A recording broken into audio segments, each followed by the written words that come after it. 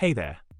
So, let's dive into a common problem that many developers encounter when working with TypeScript. The issue arises when trying to assign values to string variables that are part of an object frozen with Object.freeze. TypeScript throws an error stating that the types are not assignable.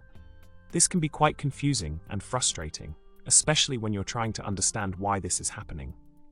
Now, let's talk about the solution to this problem. When you use Object.freeze, it returns your object as readonly, which then infers literal string types for the properties. The variables temp and temp2 also inherit these literal string types, making them non-assignable to each other. If you remove Object.freeze, TypeScript infers the properties as arbitrary strings, allowing for easy assignment between variables. In summary, the use of Object.freeze in TypeScript can lead to issues with assigning values to variables with inferred literal string types. By understanding how object freezing affects type inference, you can avoid these assignment problems.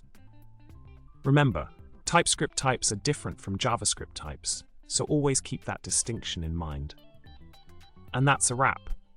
If you found this information helpful, don't forget to subscribe, like the video, and leave a comment below. Thanks for watching, and happy coding!